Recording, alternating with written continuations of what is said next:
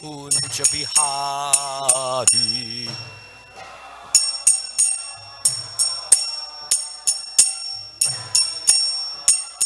Jaya Radha Madhava Kunja Bihari.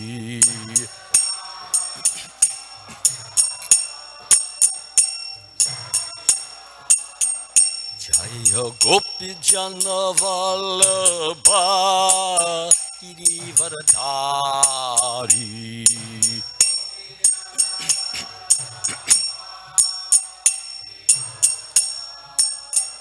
Jaya Gopi Jana Vallabha Girivardhari.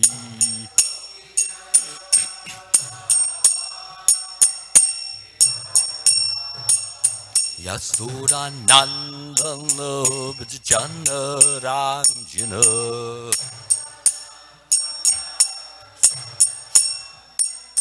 Yasura Nandana Vajjana Ranjana.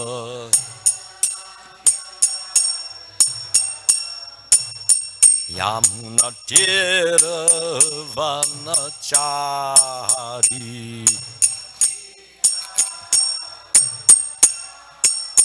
Yamuna Tira Vanachari.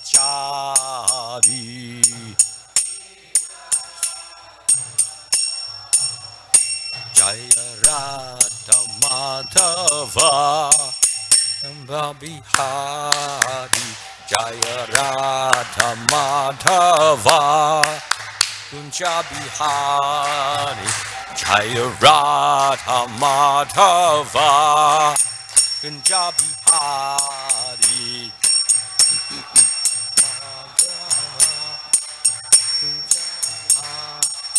Jaya Gopi Jana Vallabha Girivardhari. Jaya Gopi Jana Vallabha Girivardhari. Jaya Gopi Jana Vallabha Girivardhari.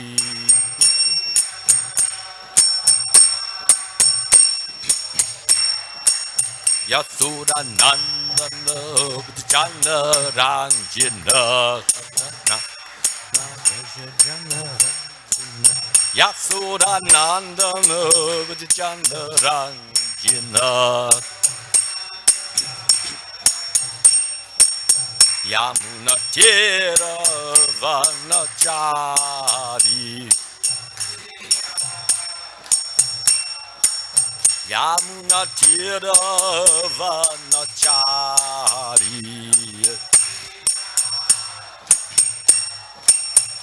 Hare Krishna, Hare Krishna, Krishna Krishna, Hare Hare, Hare Ramu, Hare Ramu, Ramu Ramu, Hare Hare.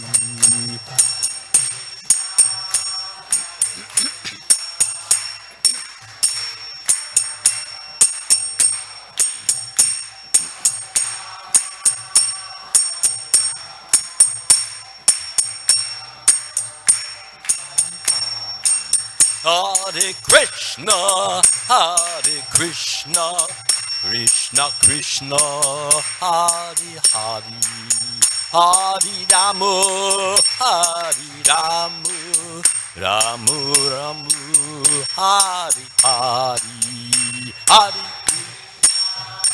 Hare Krishna.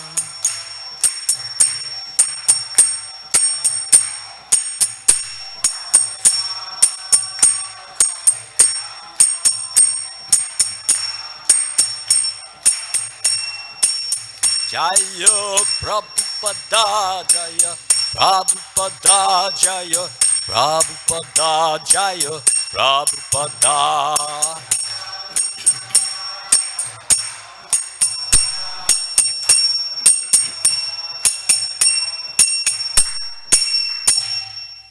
Jai Om Vishnupad Paramahansa Paripujagacharya. Asatora Satashri Srimad His Divine Grace, A.C. Bhaktivedanta Swami, Srila Prabhupada Ki Jai, ISKCON Founder Acharya Srila Prabhupada Ki Jai, Jai Om Vishnupad Paramahansa Parivajakacharya, Asatora Satashri Srimad His Divine Grace, Srila Bhaktivedanta Saraswati Goswami Maharaj Ki Jai, Samaveda Bhakta Vrinda Ki Jai. All glories to the assembled devotees. All glories to the assembled devotees. All glories to the assembled devotees, and all glories to Sri Sri Guru and Gauranga.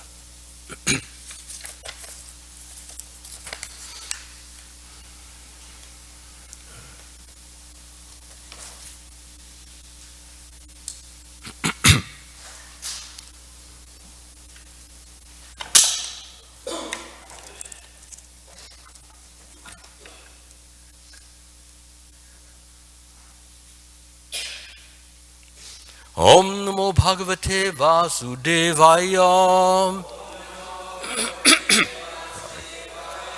Om Namo Bhagavate Vasudevaya. Om Namo Bhagavate Vasudevaya.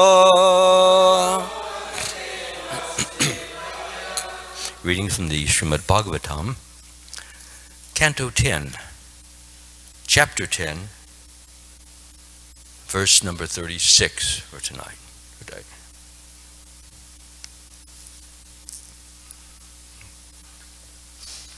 So I'm going to go right into the verse, and then we'll do the word by word.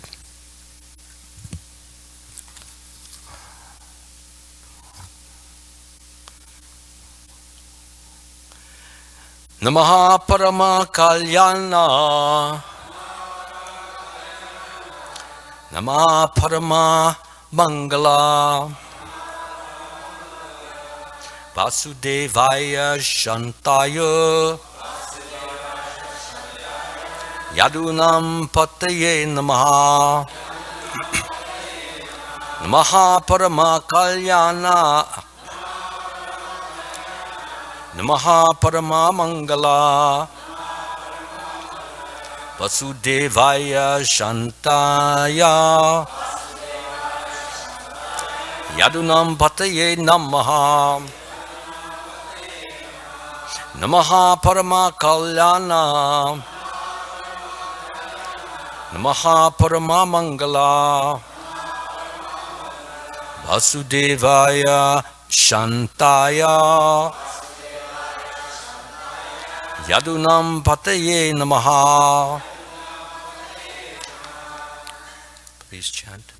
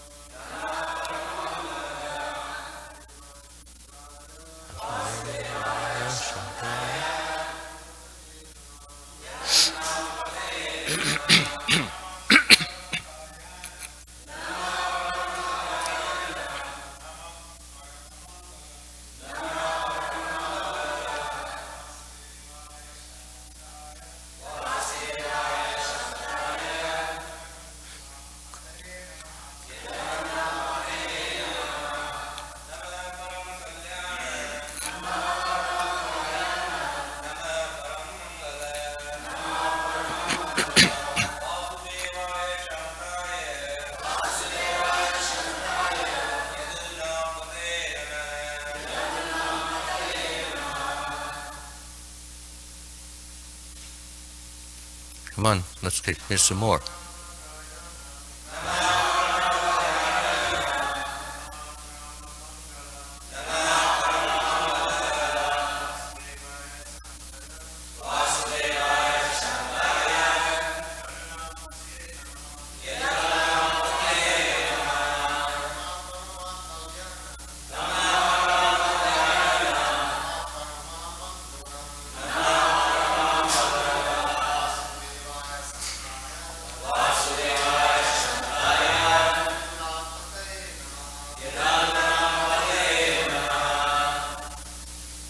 Ladies, please.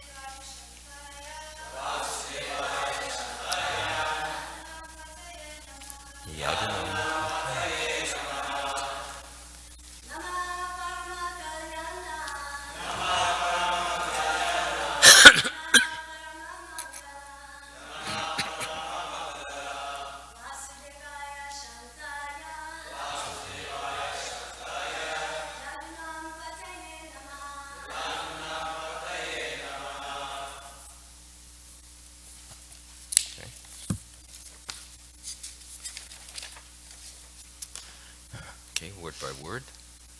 Namaha. We therefore offer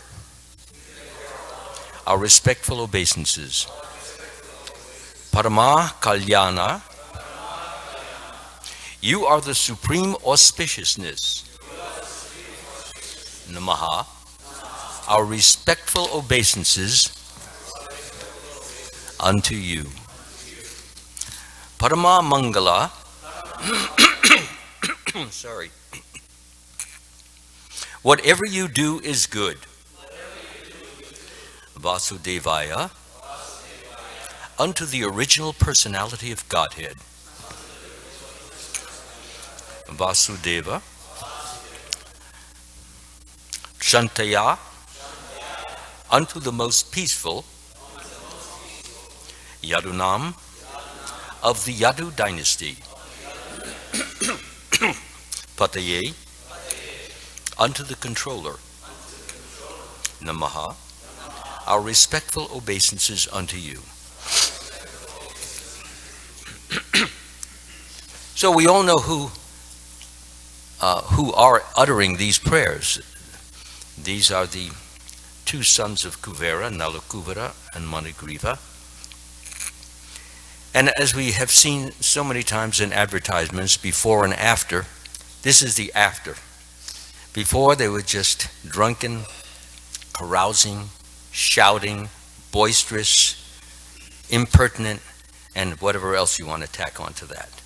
Now, respectful, venerational, adorational, full of obeisances, full of affection, full of, look at the difference between what they were and what they are. So I'm going to talk a little about this morning, about the value of penance, because quite often when penance comes up, we have to fast for half a day, or we have to fast for a full day as it is coming up. Oh, wow, it's only water, you know. So, however, the only reason we would think like that is because we're not fully grasping or perusing or absorbing ourselves in this pastime, which shows the value of penance and how it changes one, how it benefits one, how it exalts one. And while one may feel some pain, a little bit of suffering, a little distress, difficulty, we should think of that in terms of what it will translate into in the future. And that's why Srila Prabhupada did put a big emphasis on, especially in the younger persons. So many devotees were in their 20s when they came. And Prabhupada would just get on. Come on, you get up at 3 o'clock and get down here. Mangalarti, get your rounds done. Get out there and work like, it was amazing. So inspiring, so enthusing, so bubbling over. And devotees were just in the Mangal Arti. You see, they would be jumping and screaming and yelling. They weren't doing the circles, and that was not. Everything was like up and down, and plenty of clapping. And ladies were generally upstairs, and you're always wondering whether the ceiling was going to fall down on you, because everyone was really jumping up, jumping down heavily. So, translation: O supremely auspicious, we offer our respectful obeisances unto you, who are the supreme good, O most famous descendant and controller of the Yadu dynasty, O son of Vasudeva, O most peaceful, let us offer our obeisances unto your lotus feet. So why don't we all do that together? O supremely auspicious, we offer our respectful obeisances unto you, who are the supreme good, O most famous descendant and controller of the Yadu dynasty, O son of Vasudeva, O most peaceful, let us offer our obeisances unto your lotus feet.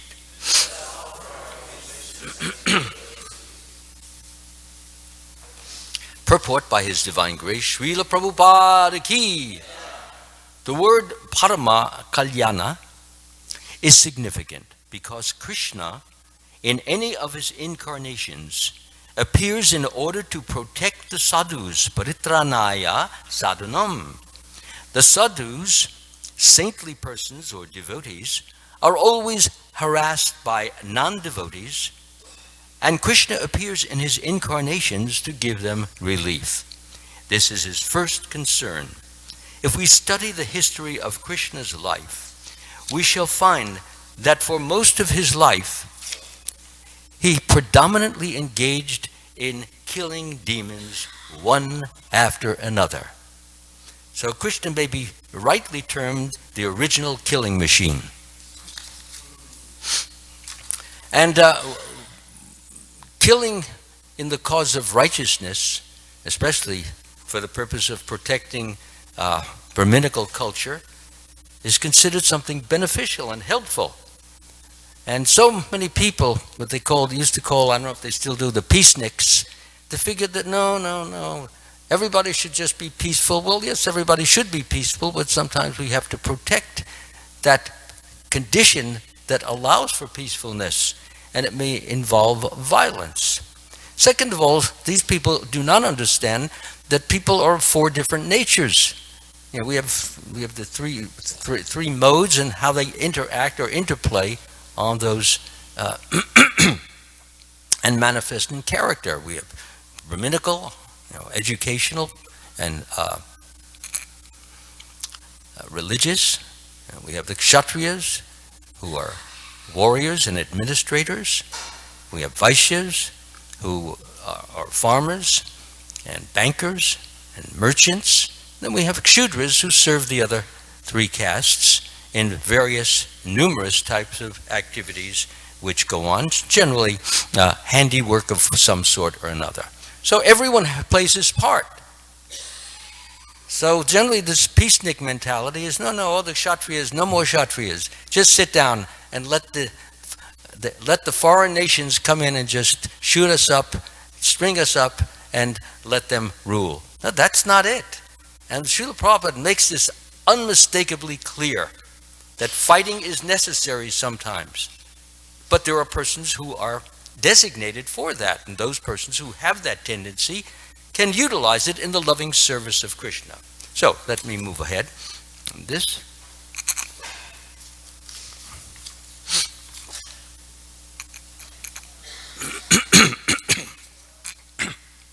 Om Agyanati Mirandasya Gananjana Shalakaya Chakshul Unmaditam Yena Tasmai Shri Guruve Namaha. I was born in the darkness of ignorance, and my spiritual master opened my eyes with the torchlight of knowledge. I offer my humble obeisances unto his lotus feet.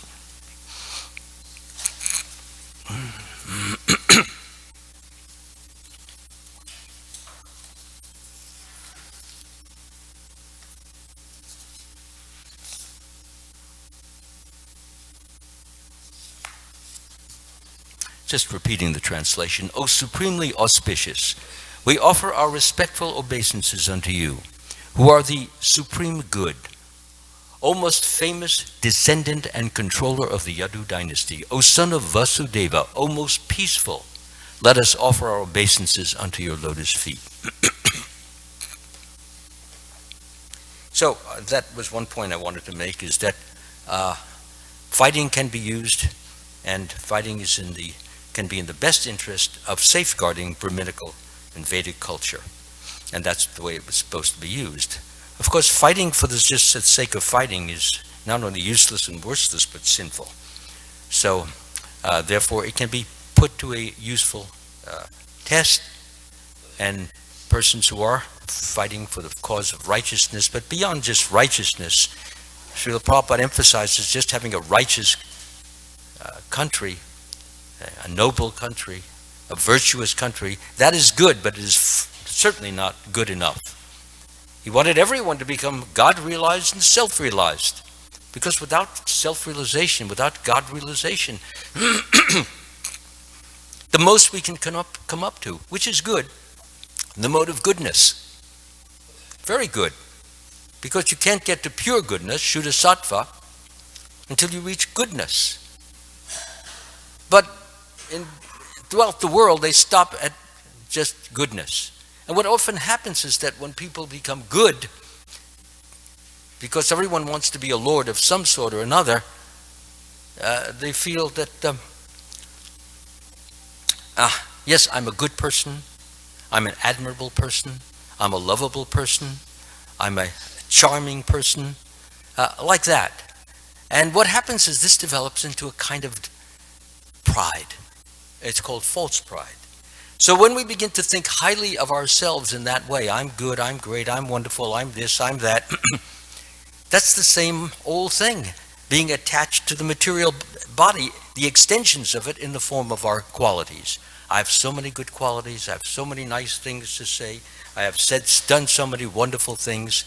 So the result of that is that we begin to think that we're superior to others who do not have those qualities.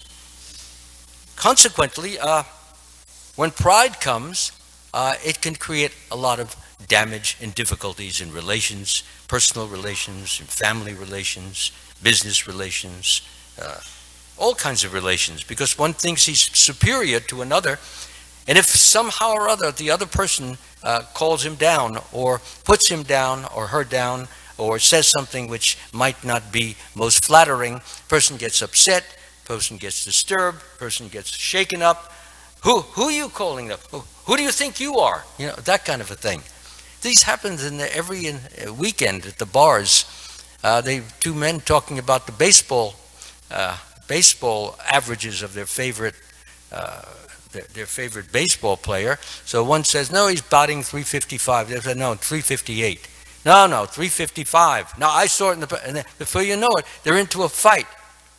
And one guy gets shoved, the other one goes outside, goes to his car, picks up his Magnum 55, comes in, 355.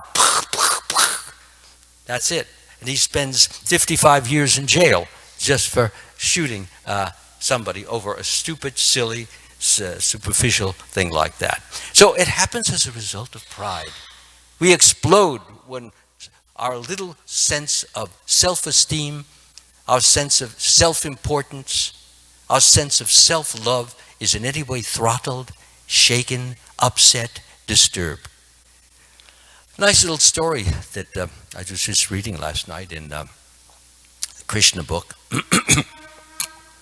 The story of Vidyadhara. Fascinating. The story begins with the Krishna and Vasudeva and all the cowherd men. They're all going to Ambikavana to worship Lord Shiva and Ambika because they are great loving servants of Krishna. So what happens is that they made a fire at night and they sit down. They went to sleep, and and some big reptile, big serpent came and began swallowing Nanda Maharaj up. So Nanda Maharaj cried, help, help, help. And all the other cowherdmen woke up and they saw that Nanda's being eaten by a snake. So they grabbed some of the burning logs and they started banging, smashing the snake, but it wouldn't hurt the snake. So Nanda was crying, Krishna, Krishna, because Krishna he resolves all problems. Sorry about that. So Krishna gives a swift kick to this serpent, and as he does, what happens? The snake is transformed into the most beautiful, the most handsome, the most compelling looking demigod. I mean, he's shining, glittering, beautiful clothes. So Krishna looked at him and he said, you look like you're to be a nice demigod. How did you get into this reptilian form? So he says, well, it's a horrible story. He says, come on, let's hear it. He says, well, before I was reincarnated into a snake, my name was Vidyadhara, and I was a demigod, and I was considered among the most handsome of men. And I used to drive around in my airplane, driving here and there, and I loved the praises and the adorations and glorifications of the ladies. I would drive past them and they go, oh, look, like that. So he was very much enamored of this. He very puffed up, very proud, thinking he's the most beautiful of men. Of course, even if you are very beautiful, when you start to think of Krishna, you think you're just a minuscule, tiny, insignificant, ugly wretch. How can you? This is how we develop humility. We see Krishna's beauty, we exalt it, we glorify it, we honor it, and whatever beauty we have, we realize it comes from him because he is the source of all beauty. And sometimes a person says, well, I'm not born very beautiful. Be thankful, because you have to deal with all this pride. So, anyway, he saw the sage, Angira, as he was driving. And Angira was not very attractive. He was very unsightly. And so when he looked at him, because he was so beautiful, so handsome, and Angira was so ugly and unsightly, the first thing he did was like that. He was laughing. So Angira looked at him, and he could read right into his mind. He could see his thoughts, know his thoughts. So he said, for this pride, I will teach you a lesson, just as Narada Muni has taught Maligriva and Nala Kuvera a lesson. Similar. Sorry again. So he said, I cursed you to become a snake. And so he turned him into this big, gigantic snake. And that's the way he lived for a long time, until Krishna kicked him. And when Krishna kicked him, he did more than kick him and turn him back into a demigod, but he gave him great, high, advanced spiritual feelings. When you get kicked by Krishna, it's not an ordinary kick. Everyone should be praying and crying out to be kicked by Krishna. It was in the scriptures, I remember. Shivananda saying he got kicked by Nityananda. And he was so happy. He was dancing and jumping and clapping. Wow, I got kicked by Nityananda. He felt the transformation taking place within himself. So anyway, he said that's what happened. So this curse of the sage Angira has turned out to be the greatest of blessings. Because I feel so different now. You've kicked me. And the wonderful qualities that you have, which I ignored because I was always thinking of myself, now have manifest. I see how great you are, how wonderful, how glorious, how powerful you are, how beautiful you are. What is my beauty next to yours? He humbled out. He became modest. He became retiring, so to speak. So when difficulties or troubles or problems, which might be painful, beset us, it is not a time for sorrowing. It is a time, if we can see the depth of it and not just the surface of it, it is a time for great rejoicing.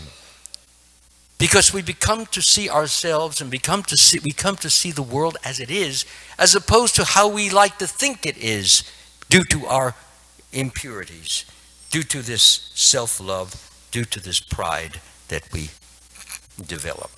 So that was a very, very wonderful. So he and so he uttered some very beautiful prayers, and Krishna blessed him, and he went back to the heavenly planet. Prabhupada makes a very nice point there, though. He said, it is unfortunate that he just wanted to go back again to the heavenly planet, because it means there was some attachment there. He hadn't become like a pure devotee, because he was attached, to the beauty, attached to all the beautiful people. Yadavas, they're a particular, like a race of people. So he wanted to go there where the pleasure is so intense, so supreme. But a devotee does not desire that. A devotee has only one thought. My dear Lord, please transfer me to a place where you are and I can serve you continuously. Never stop serving you. Never stop thinking of you. Never stop glorifying you. Never stop honoring you. Never stop bowing down to you. Never stop lauding you and praising you. Let my entire life be one completely consecrated to, succumb to, surrender to you, you, and only you. This is devotee. He's not concerned about how much pleasure or whether the halava is going to be really good for this morning. Not concerned about that. If it's good and it's tasty, he enjoys it. But it's not an aspiration. The aspiration is to always be thinking of Krishna. Always be glorifying Krishna. Always be thanking Krishna. Krishna is he's so grateful when his devotees, they thank him. Not just, oh, thanks, Krishna. Thanks. No, but with some feeling, with some heart, with some devotion. We can even live our life on a superficial platform and just say, well, thanks. Hey, thanks. But there's no meaning behind it, no feeling behind it, no thought behind it. Because when we receive something which didn't have to be given, and it's a grace or it's a gift or it's an honor, it should not be taken for granted. If we do, it means we're very proud. We think we're great. We think we deserve it. We think we should have it. And that's unfortunate, because that is the pride that Nalakuvara and Manigriva were suffering from. And as a result, they felt they could live a very casual, easygoing life. Just take your clothes off, enjoy, associate with ladies, get drunk, carouse. This is what they thought. These were the sons of, a very esteemed demigod, Kuvera. He was head of the treasury of the heavenly planets. So, therefore, Nalakuvara and Manigriva was stuck in this. They were cursed by Narada Muni, because, as we know, we've been hearing, but it doesn't hurt repeating it, that they were carousing with some beautiful girls in the Lord Shiva's lake, having fun, drunk, whooping it up. I mean, you can just imagine. If I have to give you a little reminder, just think of when we were all karmis, and think of New Year's Eve night. New Year's Eve, that was the big night. Everybody got drunk. And if you've ever been Times Square or any of these people are shouting and screaming, like the central nervous system is completely crashed. And all they're doing is just shouting things that they would never say. Women are talking like they would never. Men are talking even more like beasts than ever before. So that's what Nalakuvara and Manigriva were. So when Narada Muni appeared there, the ladies who had some modesty, they came out of the water, they covered themselves up, you see, because women have a natural modesty, even though it can be knocked out by the women's liberation. It's actually women's enslavement. It's not women's liberation. So what happened was that they covered themselves up, but Nalakuvara and Manigriva said, hey, how's it going, guys? Hey, you look great. This is not the way you present yourself to a great sage. A great sage must be honored. We have to throw ourselves at the ground, beg for his mercy, apologize for even looking the way we do. So they didn't. And when Narada Muni saw this, his only feeling was one of sympathy. It was one of even empathy. He could feel they were experiencing, the misery of their putrid, horrible life. And he felt, I have to do something for these people. They're incorrigible at this point. If I were to tell them, do this, don't do this, don't do this, they'd just throw sand in my face.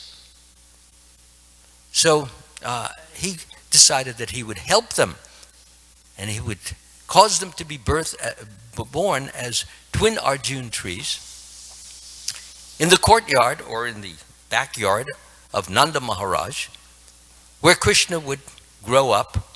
And they would get the association of Krishna, romping around, playing around, leaning against the trees. All that was beneficial to them.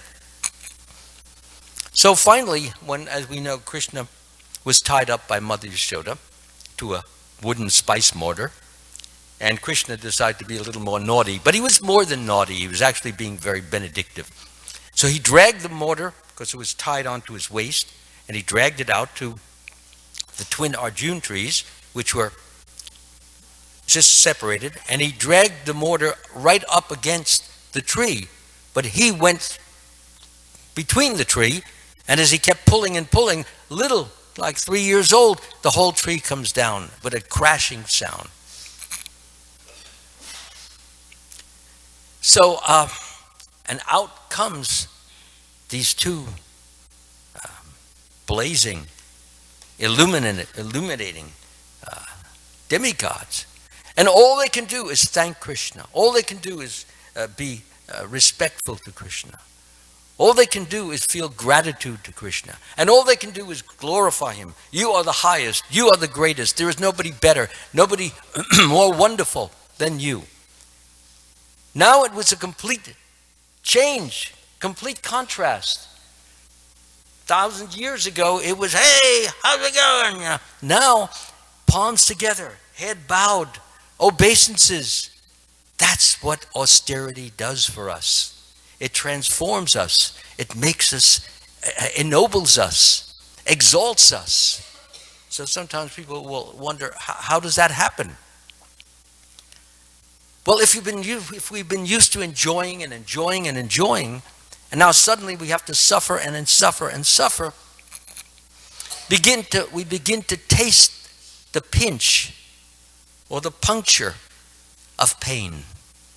And when we get to feel pain and more pain and more pain, we can then begin to realize, we begin to reflect, because Nalakuvara and Manigriva, they remembered their past sin. We begin to remember, this is what I'm being punished for. And there they were, fully conscious in the trunks of trees, or in the trees, and they were experiencing all this confinement.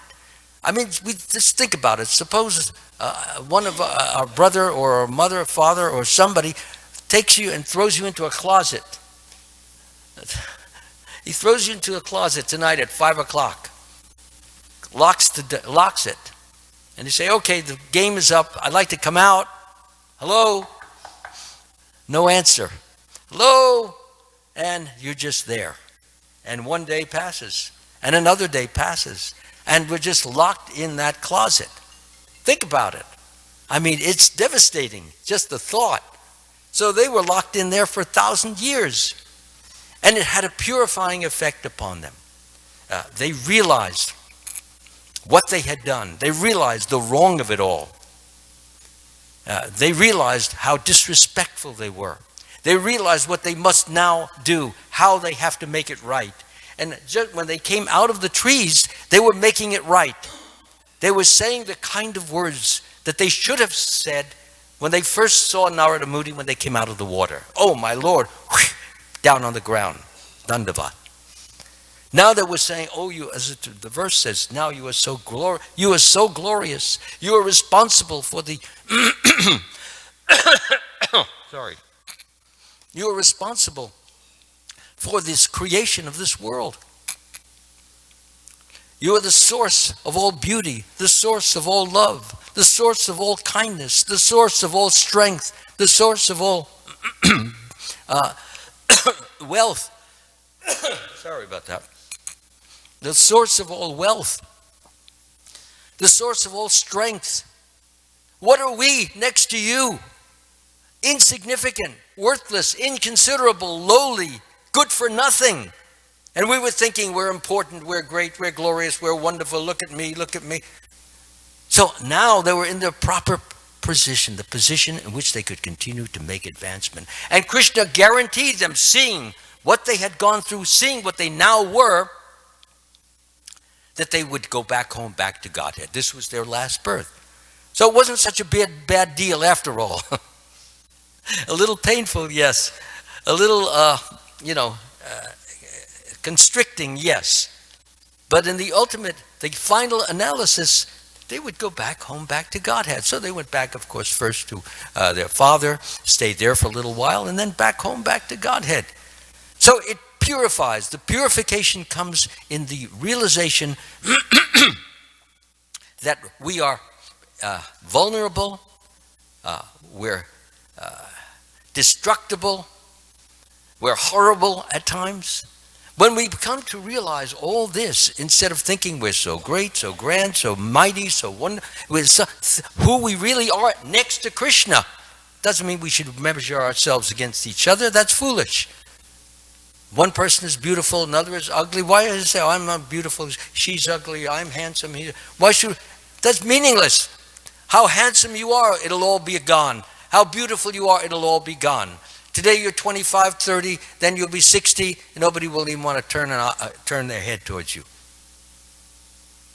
No more passing the store windows and looking, primping the hair, and like this, all this kind of thing to be sure that you're looking just at your... Doesn't matter what you look like then.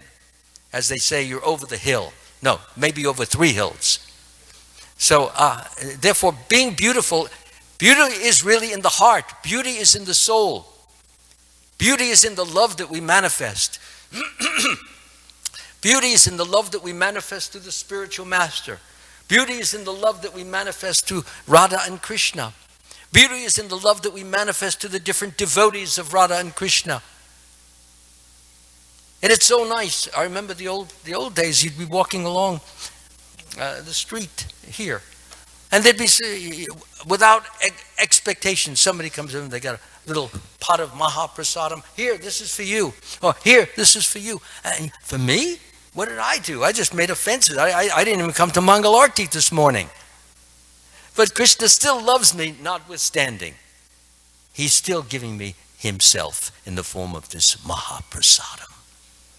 So, what does it do to us? It makes you feel so good inside that Krishna cares for me. Krishna really loves me.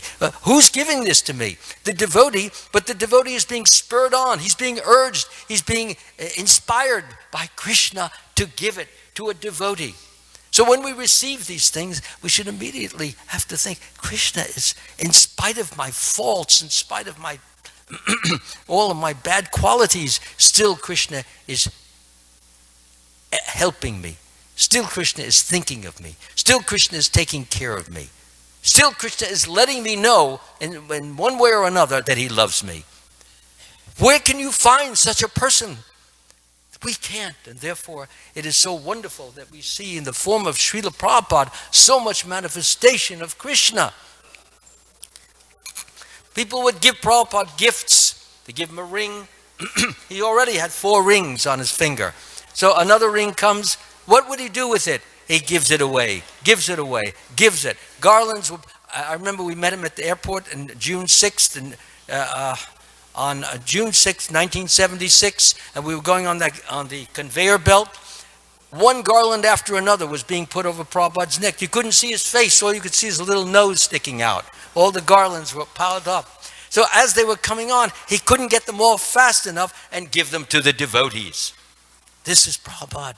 This is transcendental love. This is the feeling of spiritual affection. It means love not just for myself, but mainly love given to Krishna in every being, every person, everywhere. That is our only business, and that is what will create not only transformations in us, but it will transform the entire world. Love is the true transformer. But we should understand that love must be complemented with strength and not just childish sentimentality.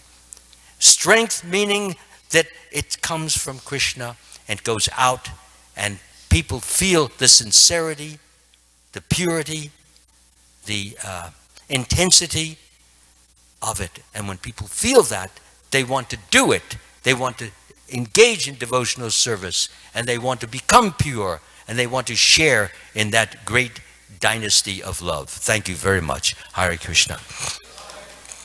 Are there any questions or any challenges? Or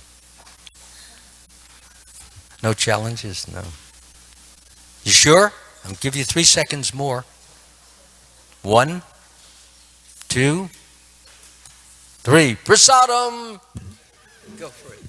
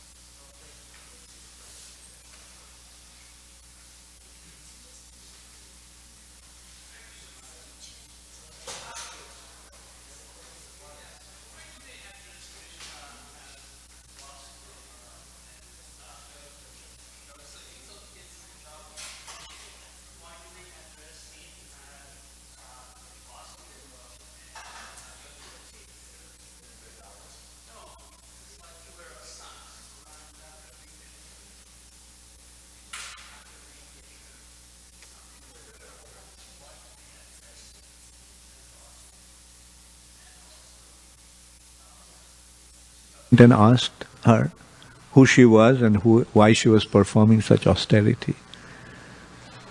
So the girl said that she wanted to have Krishna as a husband. She wanted to have the Supreme Personality of Godhead as a husband. Therefore she was performing austerities. Then Arjun told her, the Supreme Personality of Godhead is here.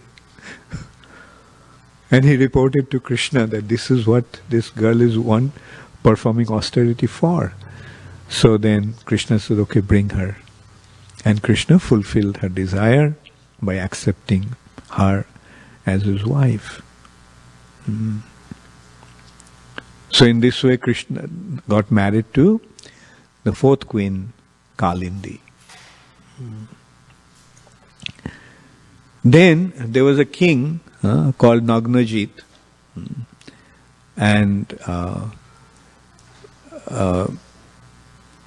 he had an extremely beautiful daughter. Her name was Nagnajit.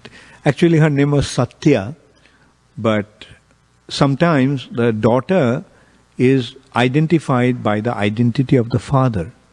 So, therefore, since she was the daughter of Nagnajit, King Nagnajit, she was identified as Nagnajiti, or daughter of King Nagnajit.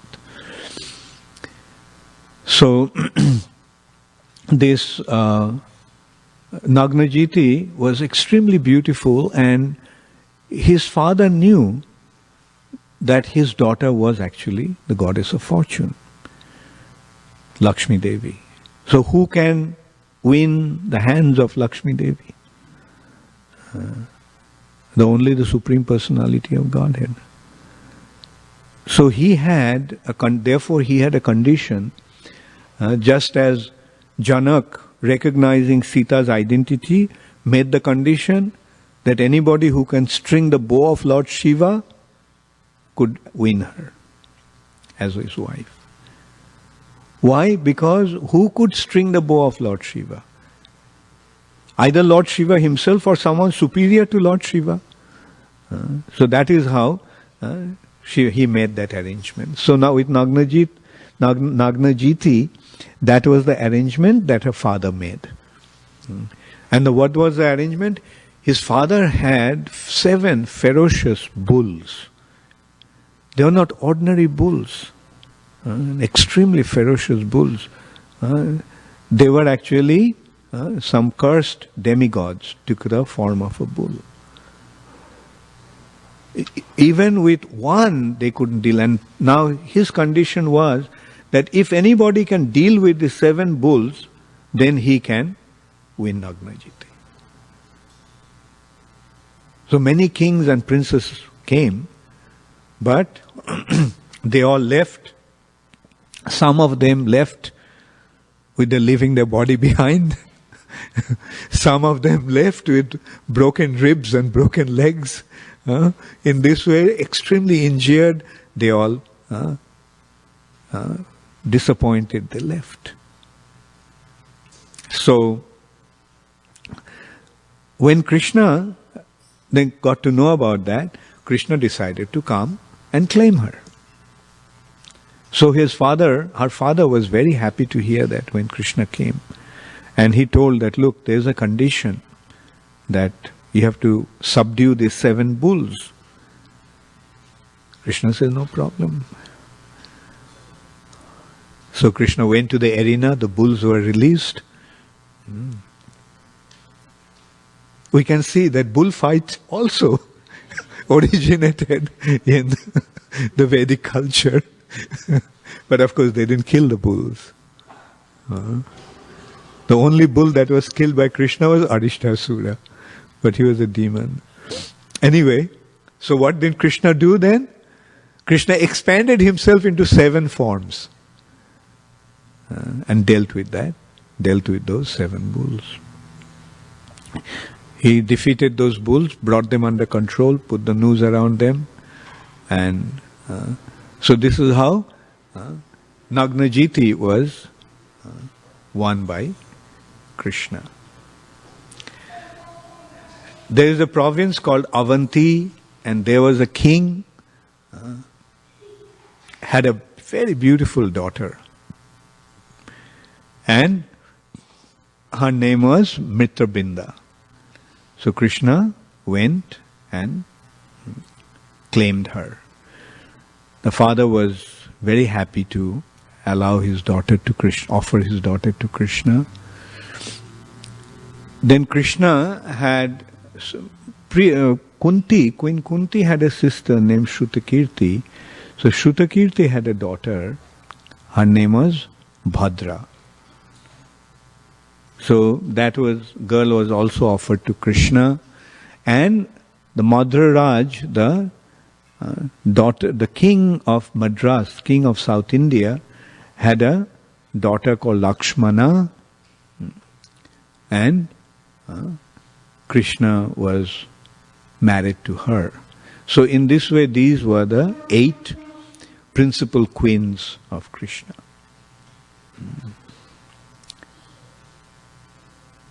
Rukmini, Satyabhama, Jambavati, Kalindi, Nagnajiti, Mitrabrinda, Bhadra, and Lakshmana.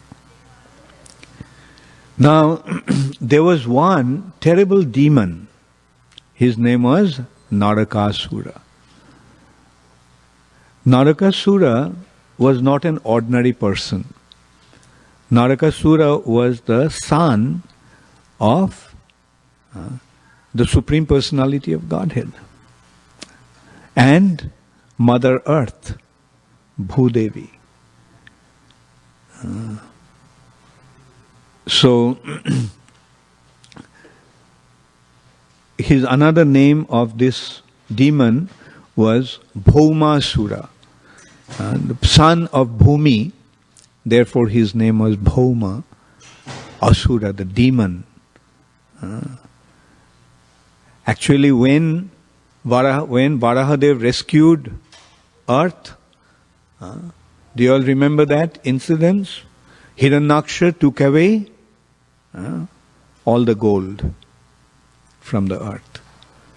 And gold actually maintains the balance in the orbit for the earth.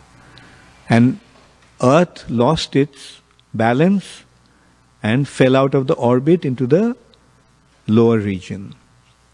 And the Lord, appearing as a transcendental boar, rescued Varahadev and placed, as appearing as Varahadev, rescued Mother Earth and placed her back onto the orbit. Now, seeing that, Hiranyaksha became extremely upset.